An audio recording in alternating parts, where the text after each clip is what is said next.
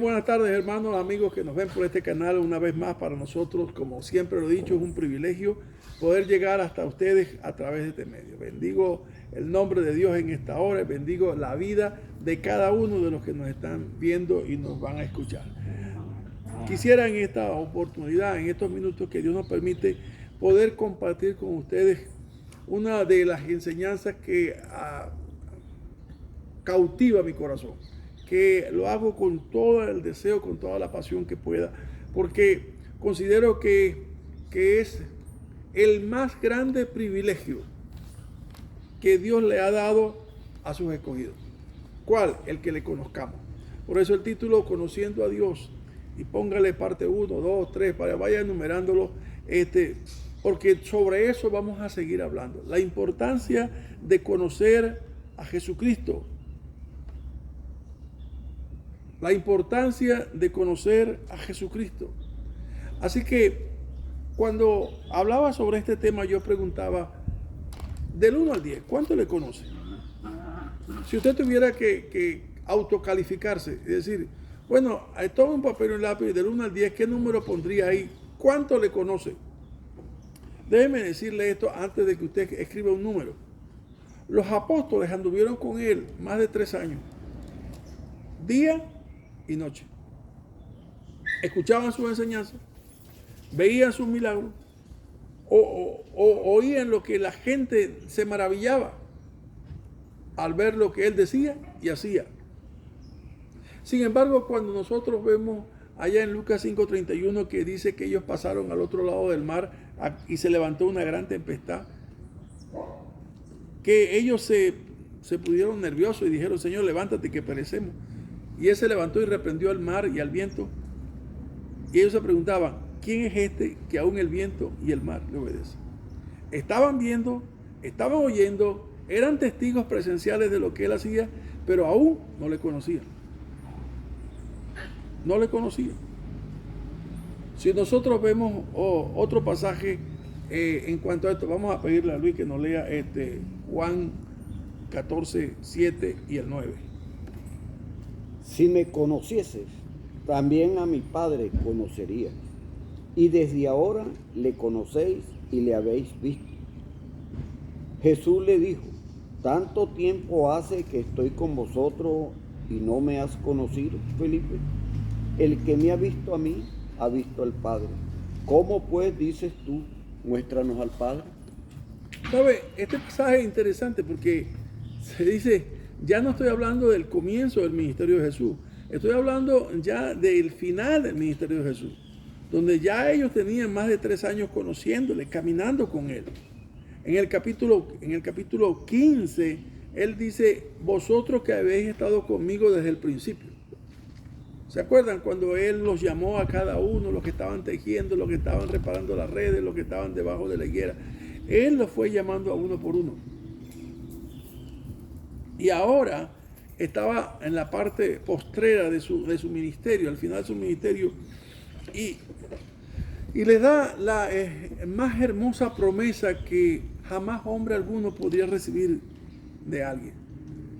Vendré otra vez y os tomaré a mí mismo para que donde yo estoy, vosotros también estéis. Les voy a decir algo. Mire, perdónenme cualquier otra persona que se ofenda con lo que voy a decir, pero tengo que decirlo. Cualquiera que se llame seguidor de Cristo o un cristiano puede tener la absoluta seguridad que no hay en toda la humanidad alguien igual a él. No hay. Porque los cristianos son los únicos que tienen semejante promesa. Como una seguridad, vendré otra vez y os tomaré a mí mismo para que donde yo estoy, vosotros también estéis. En el alcance universal de esta promesa estamos nosotros, la iglesia. Pero, ¿cuál era la respuesta de Felipe? Señor, muéstranos al Padre y nos basta. Y él le pregunta, quizás con una manera lastimera, le dice, ¿tanto tiempo hace que estoy con vosotros, Felipe, y no me has conocido? El que me ha conocido a mí, ha conocido al Padre. ¿Cómo pues dices tú, muéstranos al Padre? No me has conocido, has andado conmigo, has visto, has oído. Juan dice allá en 1 de Juan capítulo 1, verso 1, dice, lo que vieron nuestros ojos, lo que contemplaron nuestros ojos, lo que palparon nuestras manos tocante al verbo de vida, porque la vida fue manifestada. Y nosotros la vimos. Juan era testigo presencial de todos los hechos. Y es más, algo que me llama poderosamente la atención es que sus manos lo palparon, tuvo que haberlo abrazado. Qué privilegio tan grande. Y nosotros tenemos el privilegio de conocerle. Esto nadie lo tiene. Solamente aquellos que Dios ha escogido para que le conozcan. La humanidad en general no le conoce. Solamente aquellos que Dios escogió desde antes de la fundación del mundo. No estoy diciendo que usted está ajeno a eso, porque los misterios de Dios solamente Dios se los revela a sus escogidos. Perdón. Pero puede ser que esta tarde Dios le esté llamando para que le conozca. Porque sabe que el llamado siempre está permanentemente hasta que un día se termine. Pero permanentemente Dios está extendiendo la red, el llamado, llamando a sus ovejas desde todos los confines de la tierra. ¿Para qué? Para que le conozcan. Ahora bien, este gran privilegio que Dios nos ha dado, en verdad a veces pienso que muchos no lo valoran en su justa medida. Tenemos un privilegio que nadie, y por eso es que la gran mayoría de los llamados cristianos viven en desasosiego con las noticias del mundo. Que lo que pasa en las deportaciones, que lo que pasa en Estados Unidos, que lo que pasa en Medio Oriente, que lo que pasa en Europa, que lo que pasa en Venezuela. Si usted sabe y conoce quién es Dios y conoce la obra de la redención, entenderá con plenitud, o sea, de una manera que sature todas esas inquietudes. ¿Cuál? Él sabrá que el que dio su vida, el que entregó a su hijo por usted, también con él le dará todas las cosas, como dice Pablo allá en Romanos. Por eso no debemos estar angustiados. Yo quisiera que usted pudiera vivir una vida abundante. ¿Sí? Yo he venido para que tengan vida y la tengan abundancia. Una vida plena. Una vida plena, simplemente, tómelo de esta manera, una vida sin dudas. ¿Me entiendes? Sin flaquezas. Que sea íntegro. Que espere confiadamente en su Señor. Y para hacer esto, permítame hoy introducir, la próxima semana completamos lo que sería los pasos para una vida plena. ¿Qué debo conocer para vivir una vida plena en Cristo Jesús? Lo primero que tiene que conocer es la doctrina de la gracia. Vamos a leer el texto que está en Efesios capítulo 2, versículos 8 y 9. Efesios capítulo 2, versículos 8 y 9. Porque por gracia sois salvos por medio de la fe. Y esto no de vosotros, pues es don de Dios, no por obras para que nadie se gloríe. ¿Sabe? Ese pasaje, yo sé que no vamos a fundamentar con un texto una doctrina, pero hay muchos pasajes que señalan plenamente que la salvación es o viene dada por una condición de gracia. Dice ahí el versículo 9, no por obras. Así que permítame discrepar de mucha gente al decir, si el hombre colaborase con Dios en alguna manera, entonces el hombre tiene algún mérito en la salvación. Si el hombre tuviese la capacidad de elegir en alguna medida, en algún ápice de medida, del 1 al 100, en una décima, entonces el hombre es parte, o sea, trabaja el hombre en alguna medida en la salvación. Y es algo que debemos entender plenamente. Si el hombre, como dice Pablo, vosotros que antes erais tinieblas, pregunto, ¿qué luz puede surgir de las tinieblas? En lo absoluto. Porque la luz no surge de las tinieblas. La única manera para que haya luz en las tinieblas es que Dios lo dé por decreto. Así como dijo, hágase la luz. Así es que va a suceder en el corazón que Dios ha escogido para que sea iluminado. No hay manera. Veamos un pasaje más que está en Romanos 5:1.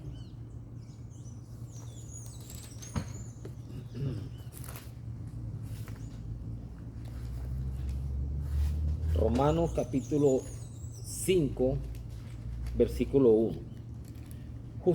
Justificado pues por la fe, tenemos paz para con Dios por medio de nuestro Señor Jesucristo. ¿Sabe? La gracia que nosotros, voy a decir así esta definición de carisma. La gracia es la condición para dar de Dios. O sea que la gracia es el antitipo de la meritocracia. La gracia es cuando Dios da sin que haya mérito en el receptor para recibir lo que da. Eso es todo. De tal manera es que nosotros no podíamos tener una obra para que por medio de ella tuviésemos un mérito para recibir de parte de Dios. No podía haber en lo absoluto un mérito en el hombre, porque entonces la gracia dejaría de ser gracia y tuviésemos 99.99 gracia, pero 1.001 obra. No, el hombre no colabora en lo absoluto en la obra de salvación. Es por gracia. Y eso es de parte de Dios. El único que puede accionar para la salvación esta gracia. No teníamos posibilidad absoluta en ningún sentido. Porque nuestra corrupción o nuestras tinieblas cada vez aumentaban más, eran más tinieblas. Pero bendito sea Dios, que ahora nosotros tenemos este pasaje que acabamos de leer de Romanos 5:1. Fuimos justificados por Dios, justificados pues por la fe. Si usted busca ahora el pasaje que está en Efesios capítulo 1, versículo 13. En Efesios capítulo 1, versículo 13, nos damos cuenta que es Dios quien hace la obra. Miren lo que dice Efesios 1:13. En él también vosotros, habiendo oído la palabra de verdad, el evangelio de vuestra salvación, y habiendo creído en él, fuisteis sellados con el Espíritu Santo de la promesa. Esta obra de creer, esta obra del verbo creer, que es el verbo que se deriva del sustantivo pistes, que es el verbo pisteus, es el verbo que viene como consecuencia de la dádiva divina. ¿Qué es lo primero que Dios da al hombre? Da fe para creer. Y aquel que mandó que de las tinieblas resplandeciese la luz es el que resplandeció en nuestros corazones. Así que tome la fe como una linterna, como una antorcha. La fe es como una antorcha. De ahora en adelante, esa fe va a ser su antorcha que va a ayudarle a tener la revelación de todo lo que antes era oculto. Nosotros somos receptores de una fe, no nuestra, sino de Dios. No nuestra, sino de Dios. Por eso dice, en él también vosotros, habiendo oído, porque la fe viene por el oír, y el oír, la palabra de Dios. En él también vosotros, habiendo oído la palabra de verdad, el evangelio de vuestra salvación, y habiendo creído en él, o sea, habiendo confiado, porque Dios dio la fe para que nosotros podamos confiar en su palabra, fuisteis sellados con el Espíritu Santo de la promesa. Son míos desde ahora para siempre. Esto es lo que nosotros tenemos que entender ahora. Fundamentarnos en la doctrina de la gracia y que la salvación es única y absolutamente por fe. ¿Por fe en quién? En la obra que Cristo hizo en la cruz del Calvario. Que la obra que Cristo hizo en la cruz del Calvario es totalmente suficiente y completa. así como dice la escritura a los Hebreos en el capítulo 9, en el capítulo 10, dice, y con una sola ofrenda hizo perfecto para siempre a los escogidos o a los santificados. Así que, hermano, usted tiene ahora una encomienda dada por Dios. ¿Cuál? Que usted está llamado a disfrutar esta vida eterna. La vida que solamente está en el Espíritu, el cual le fue dado o le fue legado. Ese momento cuando Dios nos da la fe para creer, dice la palabra, fuimos bautizados en el Espíritu Santo. Esa obra maravillosa del Espíritu Santo, ¿usted la vio? ¿Usted vio cuando descendió el Espíritu Santo? Oh. Entonces, ¿por qué lo cree con tanta firmeza? Porque Dios le da la fe para que pueda creer en algo que para el mundo es locura, pero para nosotros es vida y paz. Para nosotros es la totalidad de nuestro entendimiento. Ahora tenemos algo que jamás de los jamases pensábamos tener. Una vida que solamente tienen los escogidos. El Zoe de Dios por el Espíritu. Por el Espíritu Santo, que es el Espíritu de vida, ahora tenemos comunión con Dios. Ahora podemos conocerle. Ahora podemos entender el amor ágape de Dios y cómo hemos sido amados por Él. Ahora, el reto de esta tarde es que usted no se quede en el nivel que tiene del conocimiento de Dios. Cualquiera usted ponga. Si es 1 o 1/10 de 1 o 2 o 3, lo que ponga. El asunto es que nosotros tenemos que crecer en la gracia y en el conocimiento del Hijo de Dios. Por eso el mensaje es conociendo a Dios. Vamos a estudiar esta tarde solamente la gracia y la fe. En Romanos capítulo 1, vamos a leer el versículo 16. Romanos capítulo 1, versículos 16 y 17. Porque no me avergüenzo del Evangelio, porque es poder de Dios para salvación a todo aquel que cree, al judío primeramente y también al griego. Porque en el Evangelio la justicia de Dios se revela por fe y para fe, como está escrito, mas el justo por la fe vivirá. Así que por la fe entendimos, por la fe oímos la palabra de Dios y abrimos nuestra boca y confesamos a Cristo como el Señor.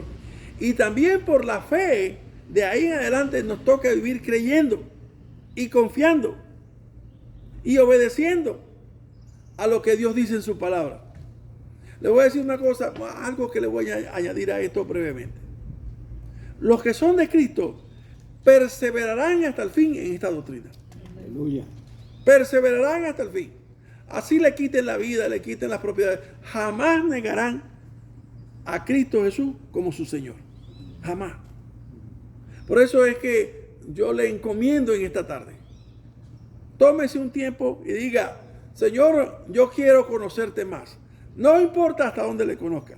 Digo, quiero crecer más y más y más en el conocimiento tuyo. Porque le voy a decir una cosa, el disfrute de la vida abundante está ahí. En conocerle más. Porque esa es la vida eterna, que te conozcan a ti, el único Dios verdadero, y a Jesucristo a quien has enviado. No se conforme con lo que hasta hoy le conoce. Todavía le falta mucho más por conocer. Que Dios le bendiga y le guarde.